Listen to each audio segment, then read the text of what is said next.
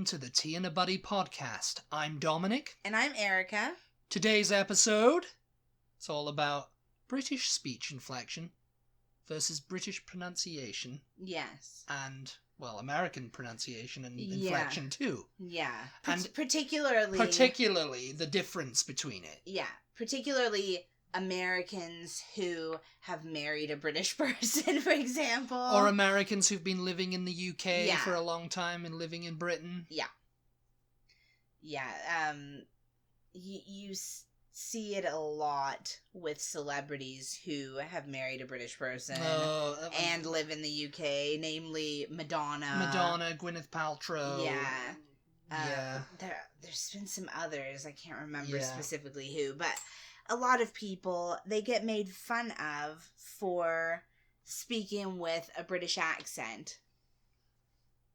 Yeah. And so this podcast, we're going we're going to kind of talk about whether it's the accent or whether it's something else. Well, with Madonna, I seem to remember it was the accent. She was actually pronounced. And she used to wear like a flat cap and tweed and stuff. They were the newspapers took the piss. She thought she was in Britain in the 1930s. She did. Yeah, they had like photos of her walking around the estate, with it on. And I think she even had like a shotgun or something across her arm. And I'm just like, what, is she like a farmer? That's very classic though. It's classic, isn't it? And she used to and like the khaki like tweed trousers. Yeah, like she's going fox hunting. Yes, and she was speaking to reporters like, hello. Yes. No, she was. Like, so she was a BBC. No, people remember this. There's got to be, like, footage of it somewhere of her going, yes, oh, yes. No, Linda McCartney got it all the time, too. Linda McCartney, yeah. And it's a little bit questionable now. Now that I've been married to you for, almost 10 years, and we've been back and forth to the UK, and, I've gotten it a bit. And so now I have sort of a newfound sympathy for... You found respect for Madge. For these celebrities who have been accused of talking with a phony British accent or something, because, we had a podcast listener a couple of years ago now. Yeah. When we used to do our old Beatles podcasts before we Beatles podcasts. Before we had this podcast. Back in the days when we did those. We had a listener say, "Oh yeah, Erica's sounding more and more British all the time." More and more British all day, mate. And I don't think so. I don't think so. Well, I don't know. I mean, I'm guessing... you told me you don't hear it. I don't hear it, but also it's happening to me on the other hand, like going the other way. Yeah. Because my sister goes, oh yeah, you've got an American twang now, Dom, Yeah. And I'm like, do I? Do I have an American twang, people? I know, and do I have a British accent? Yeah. Let us know. But it's not accent, really, is it? No. It's intonation. Yeah. We have one vlogger that we watch on YouTube who is from Chicago, I think. Chicago. And she's listening. She's listening. She's not listening. She's not listening, probably, no. She lives in London, and she's lived there for a little over a year, about a year and a half. About a year and a half, yeah. Something like that. And she's done episodes of her vlog where her viewers are like, oh, your accent, oh, you said this or you said that or whatever. And I'm just thinking, she doesn't have a British accent. No, she totally doesn't. Because she said the same thing. When she went back home to Chicago, like over Christmas or whatever, everybody was like, oh, you have a British accent. You're getting a British accent. Yeah. And I'm here watching her YouTube videos, like, no, she really does not have a British accent. She doesn't, But then you started to notice her inflection and intonation and stuff, yeah. And it's the intonation that is the key. It's the key. It's the key to all of it. And it's what it is. And, I've grown up singing my whole life, so I wonder if that's not why I pick up on the intonation, the way British people speak. Yeah. So, like, I'm not out there going, oh, shall we go to the dance, darling? You know, I'm not out there talking like ordering tomatoes when I go to a restaurant, you know. That is an accent. Tomato. Yeah. Let's call the whole thing off. I mean, I'm not pronouncing words in the British way. You know what I mean? No, you're not. Like, if I did that, then yeah, I'm affecting a British accent that I do not actually have.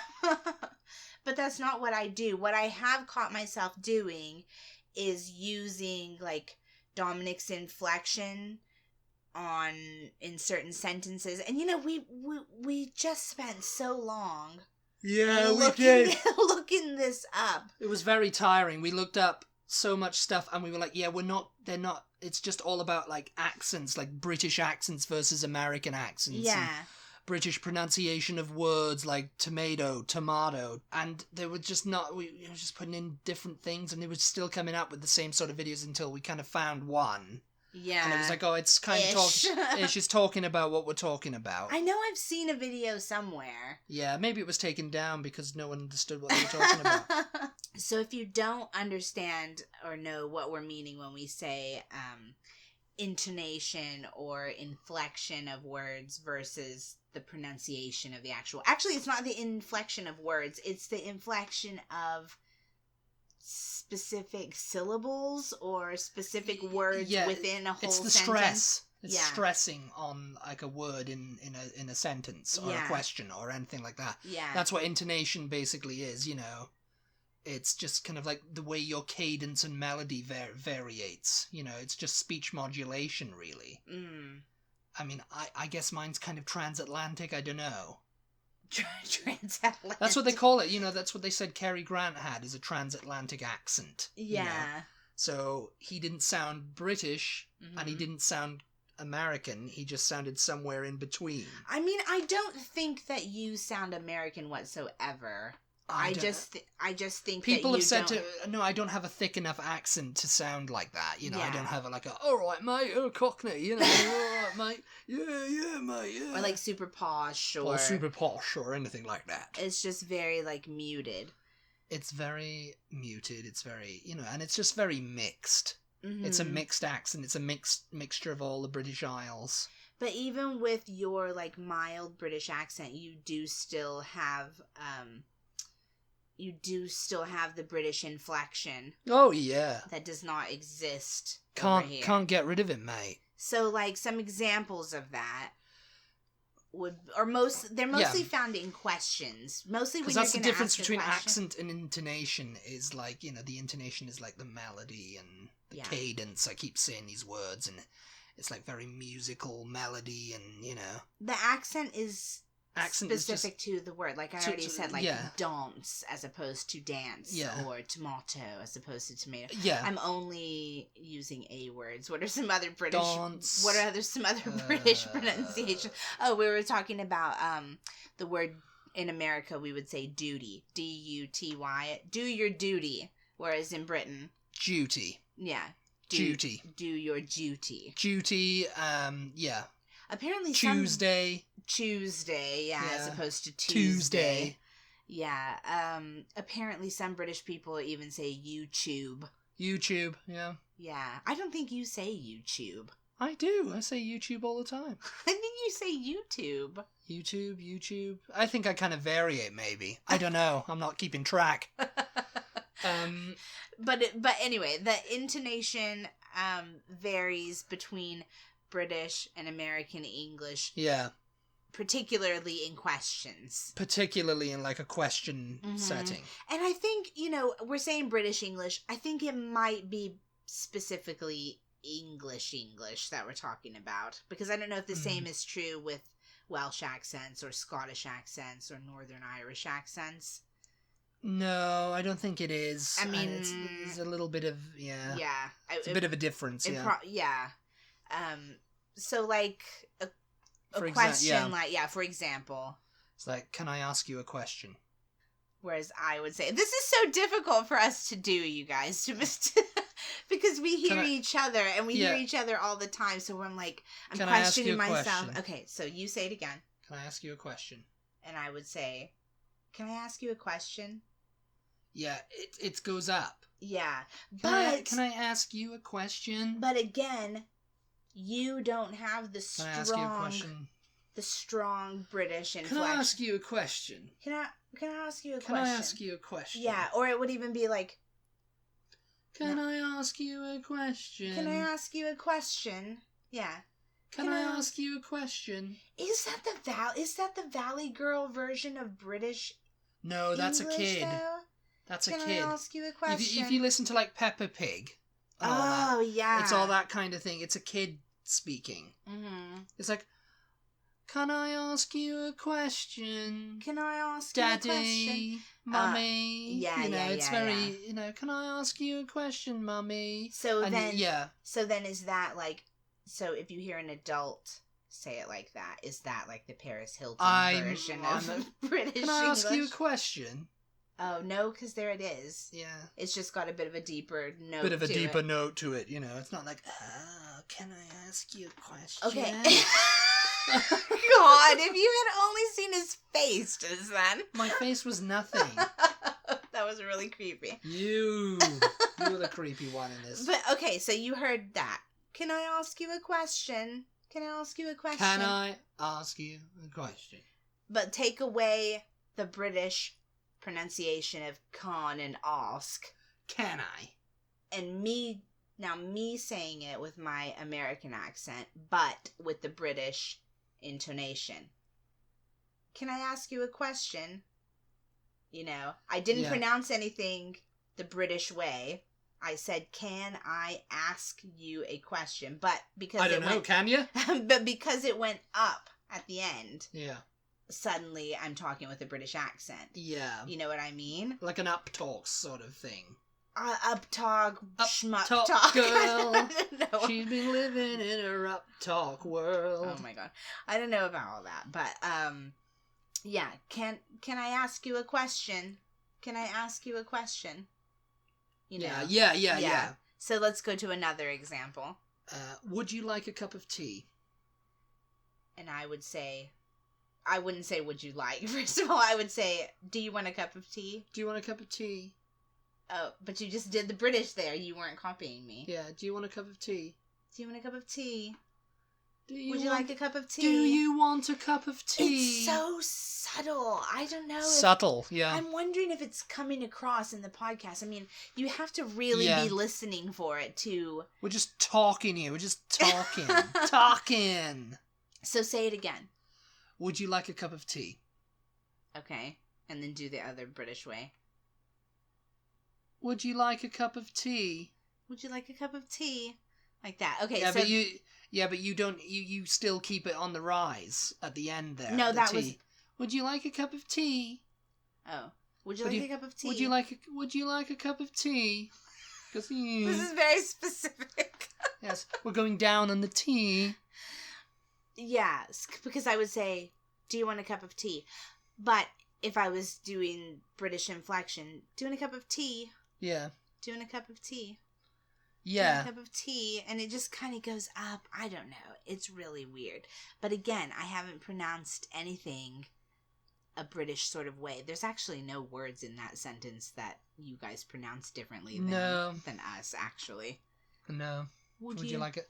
Would you like a cup of tea? Yeah. Would you like a cup of tea? Would you like a cup of Do tea? you want a cup of tea? Do you want a cup of tea? Answer me. Do you want a cup of tea? Yes! No! Oh my god. Okay, the next example. Can I have another cider, please, mate? This is a personal one to us. This is an inside joke. It's an inside joke from the last time we were in Britain. Can I have another pint? Can I have another pint? I added. Yeah. Can I have another cider, please, mate? Can I have another cider, please, mate? This guy this guy who we shall remain nameless. We met. He was very drunk and he kept asking us. Can I have another? Yeah. Can I have another cider, please, mate? Can I have another cider, please, mate? Because we had cider in our house. But but in American English, I would just say, "Can I have another cider, please, mate?" Well, how would No, I say you just said it. You just said mate. Ha I know, but I'm saying if I was saying all of those words Can I have in an another cider, American please, accent. mate? Yeah, because that is kind of like a very British sentence. No one in Britain, no one in America would say, "Can I have another Can I have another cider, please, Mate. mate?" You know, it's like no one even really drinks cider over here. No one says mate. Unless unless you're part of a very privileged few Americans. This is like a drink cider. totally side Can note. I have a? But how come everyone in America thinks that mate is only associated with Australians? Well, and it's like, and Canadians only say a. Yeah. And it's like, those are two very British things. Yeah. Eh? You alright, mate? Yeah, yeah, you're right, eh? Yeah. But I will say that in referencing Canada, they put EY, I think, whereas in Britain you would use EH. Yeah, so maybe that's a bit different. I don't know. So, okay. Sorry, British people are always saying sorry, but apparently that's Canadians over here. Yeah. And Australians are the only ones who say mate, and it's just like, what? Yeah. Mate and... You what, mate? You what, mate? And crikey. Crikey, Crikey Moses. That comes from Steve Irwin, the Crocodile Hunter, though. Crikey. The crikey, yeah. Yeah, blimey. Blimey's another British one. Yeah, I don't. My gran used to make fun of her mate who was from, because my gran lived in Wales and she was from Scotland, but she lived in Wales, and she had this mate called Phyllis, who are both sadly gone now, but she was from somewhere in England, I can't remember where, but she used to be like, blimey, you know, and they don't really say that in Wales, you know. Oh, yeah. It's kind of like, and she kept saying, oh, blimey, you know. and my gran used to make fun of her all the time. She's always saying, blimey this, you know, blimey. But I don't think we associate blimey with Australians, but we definitely do crikey and Crikey, mate. Yeah. Crikey, mate. Crikey, mate. You know, yeah. Okay, so let me try that sentence. Just American. Okay. Yeah, even though it is a weird sentence and no American would ever say it. No. Let me think. I'm gonna think soda instead of cider. And dad instead of mate. You don't have to say mate. You just I can have have to say another mate. cider, please. No, I have That's to all say, you can say. I have to say mate. Mate. Yeah. Okay. Ready. Can I have another cider, please, mate? Mate, can I have another cider? Oh my god. Think you've had enough cider, mate. Mate. Can I have another cider? Can I have another cider? Okay, so that's an American way. But say it with the British. No, if it was an American, can I get another cider? Yeah. Can I get another cider, please? Can I get another cider, please, mate? Can I get another cider, please, mate? Can I get another cider, mate? What? You sounded a bit Irish there. No, I was totally channeling cider? American there. Can I get another cider? Cider! Okay, the last example is basically... I mean, these are all questions again, so... Yeah. These are all, like, questions, you know. You know, we were trying to... Before we get to the last one, we were trying to think of some things that I say that I feel like, oh, you know, I've said that like a British person. I cannot think of anything. If you guys, when you listen to these podcasts, tell us how we sound. If you think, oh yeah, Erica sounded particularly British there, you know, let me know. Yeah, we're detailing you all now to make notes. Listen to every podcast that we've ever put out and make notes exactly where Erica sounds British. And where I sound American. Because I do say something and I go, oh God, I just said that. Well, your family say it too sometimes. They go, oh, what? You think you're British now, do you? Oh, yeah, my family says, you think you're British now, do you? Mate.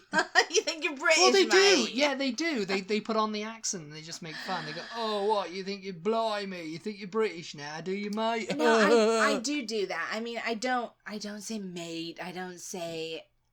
I mean, though I have adopted some words from the British English vocabulary. Yeah, you say bollocks a lot. Yeah, that should be a separate podcast. I don't say bollocks a lot. Yes, you do. Yeah, you say bollocks all the time, aren't you? Bollocks and bugger off and... No, that'll be a separate podcast. I'll like talk about the words, the British words that I notice I use, you know. But I'm not saying them them in a British accent as I say them with the British, you know, I'm not doing a full on like Madonna. No, you don't go into HEB in your tweed flat cap and look at the price of an avocado and go, that's bollocks, mate. That's bloody bollocks. Bollocks, mate. What are you on about, HEB? What are you on about, HEB? You're having a laugh, ain't ya? You're having a laugh. You're having a laugh, mate. Oh my god. Okay, I really feel like I did not finish that idea all the way through, whatever it was I started to say a minute ago. Bollocks. It was bollocks, yeah. Okay, so let's do the last example. Excuse me, may I use your restroom? Okay. And then the... Okay. Good, because I've been gasping to go. No, do the... Excuse me, may I use your restroom? Okay. That's how you would say it? Excuse me, I don't use the word restroom. Oh, right. Well, you say it then. I don't say excuse me either. I say, can I use your toilet, mate? You do not. If you're in, like, let's say, like, a really fancy store and you need to go to the bathroom. Oh, excuse me. May I use your facilities, please, sir? My lord? Anyway, I would say... No, excuse me, may I use your restroom? May I use your restroom? May I use your restroom? Excuse me, may I use your restroom? May I use your restroom? Excuse me, may I use your restroom? Yeah. Excuse me, may I use your restroom? But now do the Peppa Pig. Excuse me, may I use your restroom? May I use your restroom, please? Please. May I use your restroom, please, Daddy? Daddy. Mummy. Mummy. Mummy, may I use the restroom, please? Bloody, okay, we're getting silly on this bloody topic now. Bloody bollocks it is. I know. Going back, I want to go back to Linda McCartney really quickly. Linda McCartney, yeah, making a comeback. Because I remember just talking about celebrities and using their accents. I can't think if I've ever heard Madonna actually say, you know, oh yes, we grow our own tomatoes on this estate. Something. I remember that the papers picked up and they were all like, oh, she thinks she's British now, Madge. But I can vividly picture the scene in my head of the Paul McCartney special from like the 1970s. She was in a pub. I think. Yeah, she was in a pub in Liverpool. And his family was there, like his aunts and uncles, his Auntie and cousins. Gin. Yeah, his Auntie Ginny. Like it was all his family in this pub. Their family. His dad. Yeah. They just all got together because he was back, you know. Yeah, it was around the holidays, I think. And he was introducing everyone to Denny Lane and the members of his band Wings. And it was just kind of in the background type thing, wasn't it? And what did she say? Sit yourself down, Ginny. Sit yourself down, Ginny, love. Sit yourself down, Ginny, love. Sit yourself down. You know? But I'm trying to think. Does she actually And it's like does she actually pronounce the words in the British way, like with a Liverpudlian accent, or is it just the intonation? Or was it just because she was married to Paul and she thought, yeah, gear fab, you know? No. I'm just got the mullet on, I.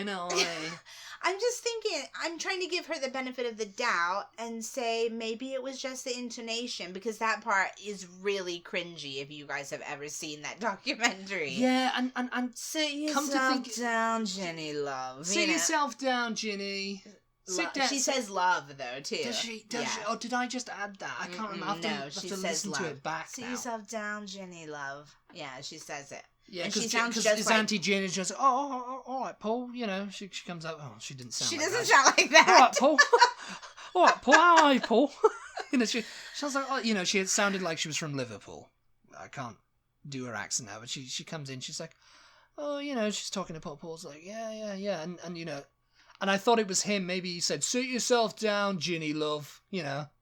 You know, like, because he's like all like, yeah, you know, being filmed here. Yeah, you know? because I'm in Wings Linda now, not says the Beatles, you know? the way Linda says it sounds exactly like Paul, like she's mimicking Paul, really. She's like, sit yourself down, Ginny love. Sit yourself down, Ginny love. You know. And that's, you know, they probably, the press probably took the piss out of her for... But the thing is it's not fair, really, because I'm not doing this on purpose. If there's anything British about my accent whatsoever, it's just because Dominic is the person that I talk to more than anybody else. Yeah. And it's like, I hear him, you know, we're watching a lot of British programs, you know, we're listening to the BBC on the radio. It's like I cannot escape it. It's almost as if I'm living in Britain. So, don't worry, when we move back to Britain, we'll be watching all the American shows and listening to American radio and everything. So, you know, it's just something I have picked up. Balance it all out. I'm not doing it in any sort of like, because I think I'm cool or because I suddenly think I'm British, you know. I have no reason to want to be British. It's just literally is something. I think if you have an ear for sounds, you just kind of pick it up if that's what you're hearing. You just angered all the gammon with that phrase. You know, I just don't want to particularly be British.